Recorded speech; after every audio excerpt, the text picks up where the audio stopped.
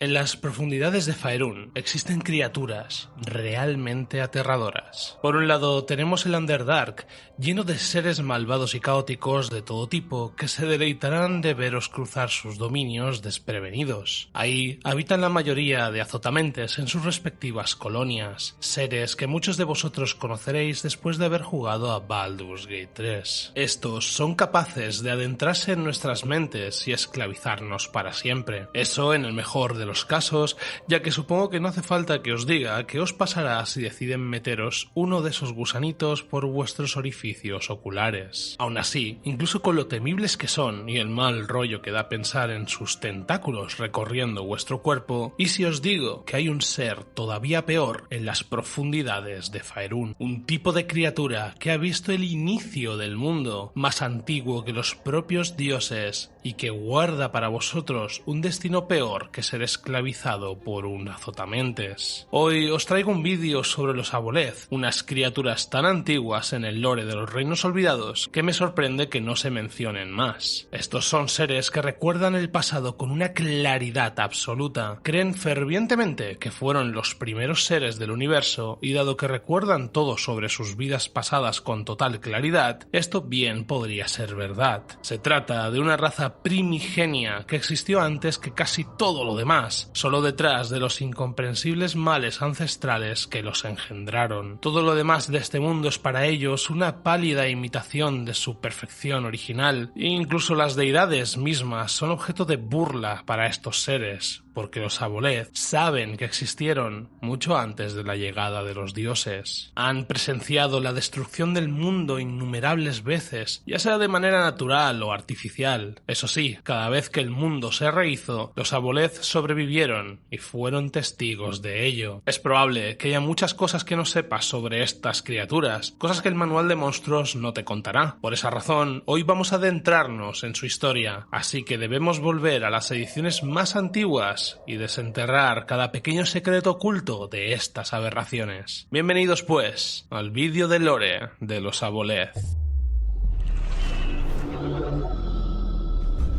Antes de empezar con este vídeo, si eres fan de Dragones y Mazmorras y estás buscando gente con la que jugar online tu siguiente campaña, no dudes en pasarte por nuestro Discord de la comunidad, el cual encontrarás abajo en la descripción del vídeo y el comentario fijado. Ahí de manera gratuita podrás crear partidas o bien unirte a otras. Si estás buscando gente con la que jugar, no lo dudes, échale un ojo. Y ahora, empecemos con el vídeo. Empezamos hablando sobre la fisonomía de esta terrible criatura. Lo que ves aquí es un ejemplo de un espécimen perfecto de Aboleth, con dos grandes orificios en los costados de su cuerpo. Estos probablemente sean el punto más débil de la criatura. Dichos orificios son lo más cercano que los Aboleth tienen por fosas nasales, lo que les permite experimentar sentidos similares a los 5 sentidos del ser humano. A través de ellos la criatura respira, huele e incluso puede hablar. No usan la boca dentada para hacerlo, que es lo que pensaría cualquiera de primeras al verlo. En vez de eso, estos orificios de los costados pueden reproducir sonidos burbujeantes de su idioma. A medida que el lenguaje de estos se vuelve más complejo, más orificios se requieren, por lo que no todas estas criaturas se comunican igual ni tienen el mismo número de orificios laterales. Por esa razón, hablar el idioma Aboleth para un ser humano es prácticamente imposible, ya que para pronunciarlo correctamente se necesita múltiples bocas que emitan distintos sonidos al mismo tiempo. Lo curioso es que no todos los Aboleth tienen los mismos orificios y por lo tanto no hablan exactamente la misma versión de su propio idioma. Algunos solo tienen uno, otros en ocasiones tienen 3, 4, 5 o hasta 7 en cada lado, por lo que cuanto más elocuente y sabio sea un Aboleth, más orificios tiene en su cuerpo, más pensamientos complejos puede expresar y más palabras pueden usar en su lenguaje. Esto está directamente vinculado a cuán antiguo es un Aboleth. Sin embargo, respirar a través de estos orificios es mucho más complicado de lo que podrías pensar. Esto se debe a que los Aboleth no respiran bajo el agua realmente, que es lo que la mayoría podría pensar. De hecho, no tienen branquias ni tampoco pulmones. En su lugar, tienen una de las armas más poderosas que existen, lo que podrías reconocer como una especie de moco que siempre rodea a los Aboleth, una especie de nube viscosa alrededor de ellos. Este moco es formado por un órgano especial dentro de los Aboleth, justo debajo del estómago.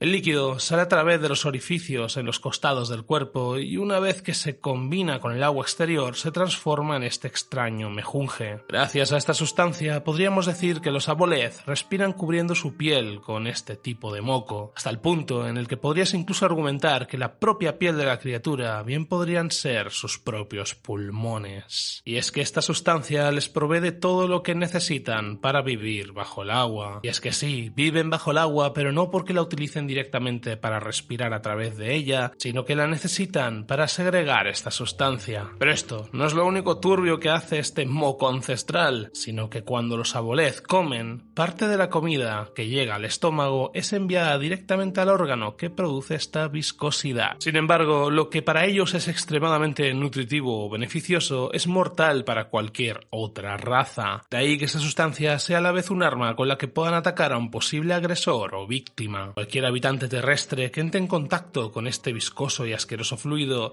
pasa por un proceso que lo deja extremadamente vulnerable a los poderes de los aboleth. De hecho, si entras en contacto con él, lo primero que ocurrirá es que tu piel comenzará a cambiar, se volverá translúcida y viscosa como si fueses una especie de ameba. Perderás la capacidad de respirar oxígeno y acabarás teniendo que entrar al agua. Básicamente cambiará tu cuerpo, de tal manera que ya no podrás respirar si no te metes directamente en sus dominios, lo que te forzará a convertirte permanentemente en una criatura acuática que bien seguro terminará siendo devorada por ellos o bien condenada a servirlos por toda la eternidad. Supongo que os preguntaréis si esto tiene cura, si es que le ocurre a vuestro personaje en una campaña. Pues bien, la única manera de prevenir que esto suceda es curar esta enfermedad antes de que se cumpla un minuto después de haber tocado la sustancia en concreto. Si no logras curarte dentro de ese minuto, te empezarás a transformar y en ese punto ya será demasiado tarde, porque después de eso la única manera de curarte sería usando un conjuro de curación de nivel 6, cosa a la que el 99% de las personas del plano material no tiene acceso. Esta es la razón principal por la que los aboleth son tan peligrosos y es la única manera que tienen de esclavizar a aquellos que viven fuera del océano, porque como puedes imaginar, tener esclavos que no pueden respirar bajo el agua para ellos no sería demasiado útil. A este punto, podrías pensar que mantenerte alejado de un aboleth en un combate para no transformarte y no correr peligro sería una buena estrategia, pero me temo que estás equivocado. Los tentáculos de los aboleth también pueden lanzar este moco como si fuese una pistola de agua viscosa, incluso debajo del agua, lo que hace difícil sobrevivir a un encuentro con ellos incluso si sueles mantenerte a distancia en el combate. Como vemos, usa esa secreción para mantenerse vivo bajo el agua y también para defenderse o atacar, pero a su vez también funciona como el órgano que la criatura utiliza para escuchar los sonidos a su alrededor. Las vibraciones en el agua son captadas por su piel y luego interpretadas como sonidos por el cerebro, algo así como un enorme tímpano. Sin embargo, si miras de cerca la piel, si es que tienes la oportunidad, verás algo aún más fascinante. Podrás ver que no es de color gris o verde como se ve a la distancia, sino que su piel se asemeja más a un hermoso arco iris de luces prismáticas que giran y se mueven de aquí para allá. Estas luces son en realidad energías creadas por el cerebro de los aboleth. Gracias a esto pueden usar habilidades psiónicas extremadamente poderosas, pudiendo crear hechizos y efectos simplemente usando la fuerza de su mente. Sin embargo, estos poderosos conjuros requieren una cantidad ingente de poder cerebral, tanto que el cerebro de los aboleth representa casi una quinta parte de toda su masa. Si tenemos en cuenta que un aboleth medio pesa alrededor de 3 toneladas, te puedes imaginar cuánto invierte su cuerpo en su sistema nervioso. Por supuesto, tener un cuerpo tan grande de media tiene sus contradicciones, y una de ellas es la necesidad de tener 2 corazones. Uno de sus corazones hace lo que podríais esperar, regular la presión sanguínea y llevar sangre al cuerpo. Sin embargo, el segundo corazón se usa exclusivamente para el cerebro, dándole grandes cantidades de sangre, pero también proporcionándole una enzima especial desconocida que lo ayuda con sus habilidades psiónicas. Por esta razón, el color y las propiedades de la sangre del aboleth varía dependiendo de dónde lo cortes. Si logras rajar a un aboleth en la parte inferior de su cuerpo, la sangre que saldrá será bastante roja, pero si consigues cortar su cerebro, la sangre que emane de esta herida será más bien negra o grisácea. Y si bien necesita de 2 corazones solo para asimilar su poderoso cerebro, imagínate cómo este tiene que estar formado. Dicha enorme materia gris está dividida de hecho en en 5 lóbulos diferentes. El primero sería el lóbulo frontal, encargado de generar las habilidades mentales de la bolez que le permiten esclavizar y encantar a otras criaturas. Este también produce las habilidades telepáticas que le permiten comunicarse mentalmente con otros y manipular a aquellos a los que ha esclavizado. Esta es la única parte del cerebro que necesita desarrollarse cuando nace una cría de abolez. Ellos nacen siendo ya adultos de un huevo, debido a que recuerdan todo lo que sus antepasados vivieron, lo que significa que no necesitan ningún tipo de enseñanza o aprendizaje para sobrevivir. Vendría a ser una copia de su antecesor, por lo que podríamos considerar que más que crías, es una especie de clon más pequeño. Sin embargo, sus cuerpos al nacer sí que son muy débiles y, lo más importante, su capacidad para encantar y esclavizar a otros no se desarrolla hasta que cumplen 10 años. Las crías permanecerán con sus padres después de eclosionar de los huevos durante este tiempo, que por cierto los abolez no tienen sexo, sino que más bien son hermafroditas, es decir, que cualquiera de los dos miembros de la pareja pueden llevar a cabo ambas funciones reproductoras. La segunda partición de su cerebro sería el lóbulo primario. Este realiza la mayoría de las funciones que un cerebro lleva a cabo en un cuerpo normal. Se encarga de la lógica, el razonamiento y el pensamiento. Este es el lóbulo al que están conectados sus ojos, así como algunos otros órganos sensoriales de la criatura. Sobre el lóbulo número 3 del cerebro, este es llamado el lóbulo ventral, y es el que para mí es el más interesante de todos. Este lóbulo es el encargado de almacenar la memoria, tanto los recuerdos personales de la bolez como las memorias raciales que les son otorgadas por sus antepasados. Recordemos que cuando una bolez nace, ya sabe todo lo que sabían sus antepasados, sus predecesores. Todo ello está almacenado en su cerebro. Y de hecho, este lóbulo en realidad nunca deja de crecer y continuará haciéndolo mientras el abolez siga viviendo y acumulando recuerdos, lo que me lleva a hablar de su esperanza de vida. Esto es muy curioso, ya que estos seres son incapaces de morir de viejos y solo mueren en el caso de ser asesinados, cazados o, por ejemplo, por extrañas enfermedades. Cuantos más recuerdos acumule durante su vida el abolez, más crecerá esta parte de su cerebro. De hecho, los más antiguos han hecho crecer tanto esta parte que su lóbulo ventral llega hasta la parte posterior de su cola. Cuando el lóbulo ventral llega a este punto y crece fuera del cráneo,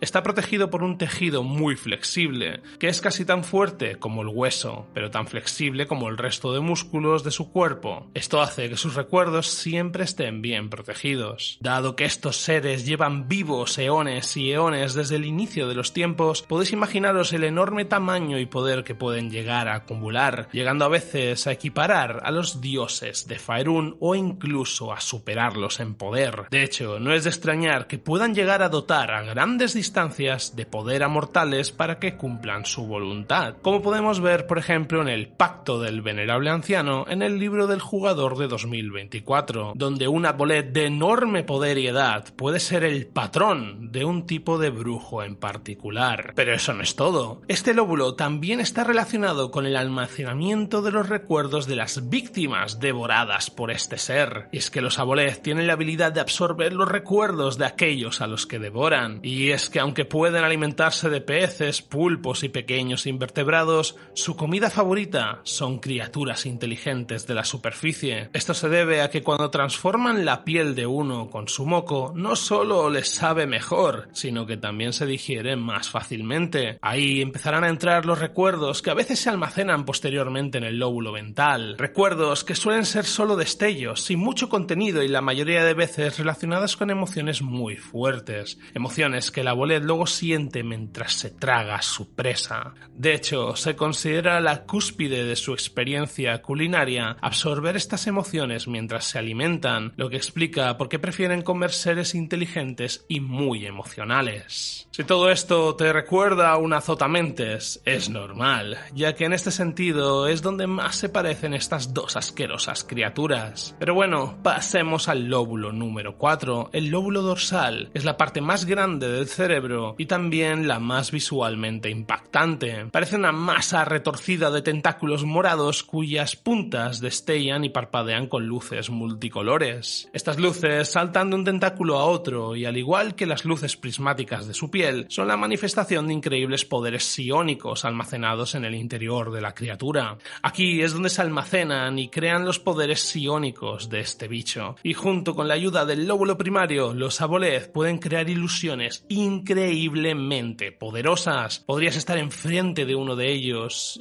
y no darte ni cuenta, pensar que estás en otro lado, ya que su poder ilusorio puede llegar a ser tan potente que puede afectar a kilómetros a la redonda. Finalmente tenemos la partición número 5 del lóbulo posterior, el cual, al igual que el lóbulo primario, tiene una función más bien natural que sobrenatural. Su tarea es simplemente regular y realizar los procesos automáticos del cuerpo, como la digestión, la respiración y la circulación de la sangre. Nada emocionante si lo comparamos con el resto. Y es que después de todo lo que has escuchado, ¿no te parece que tanto los aboleth como los azotamentes tienen mucho en común? Desde sus poderes y habilidades psiónicas hasta su constante deseo y capacidad de esclavizar a aquellos que los rodean. Eso también lo saben ambas razas, que de hecho forman alianzas de vez en cuando, lo cual se debe a dos principales razones. Primero, los aboleth y los azotamentes tienen mentalidades similares, son fríamente lógicos, carecen de emociones y están constantemente hambrientos de conocimiento. Los azotamentes son al final una extensión de un poderosísimo cerebro anciano que los controla a grandes distancias mientras aumenta su colmena. Pero por otro lado, los aboleth, si bien es verdad que se producen creando clones de sí mismos, que piensan igual que sus antecesores, no dejan de ser individuos únicos con un pensamiento propio. Sin embargo, esto me lleva a pensar, en el hipotético caso de un enfrentamiento entre las dos razas, ¿quién vencería? En una confrontación entre los ilícidos y los aboleth de los reinos olvidados, ambas razas poseen habilidades psiónicas y un trasfondo de maldad alienígena, pero también tienen diferencias claves que podrían influir en el resultado de la batalla. Por un lado, los azotamentes son extremadamente organizados y coordinados gracias a la mente enjambre, mientras que los aboleth son más individualistas. Aunque cada aboleth es poderoso, los azotamentes probablemente superen a los aboleth si logran coordinar una estrategia bien planeada. Además, si bien la batalla se desarrolla en el agua o cerca de ella, aquí los aboleth tendrían una clara ventaja debido a su entorno natural. Sin embargo, fuera del agua, los azotamentes, con su tecnología avanzada y capacidad de volar con sus nautiloides, podrían tener una superioridad muy importante. Aún así, los aboleth tienen una ventaja en términos de conocimiento antiguo y magia oscura, y es que si un aboleth logra aprovechar este conocimiento, podría ser la clave para la victoria, todo dependiendo de cuán antiguo sea el más viejo de todos los aboleth. De alguna manera, los aboleth y los azotamentes son como extremos de un libro cósmico, dos razas similares con objetivos similares, pero que son muy diferentes, una procedente del pasado más antiguo y otra con visiones a un futuro condenado. Si te ha gustado esta inmersión al monstruo más puto fascinante del manual de criaturas de reinos olvidados, por favor dale un me gusta y ya, si quieres ayudar con el algoritmo, deja un comentario ahí abajo. Y ahora, antes de que te vayas, ¿qué tal si te vienes conmigo a ver este vídeo sobre cómo crear tu brujo para el manual de 2024? Adivina, puedes tener un aboleth como tu patrón. Anda, dale click y nos vemos allí.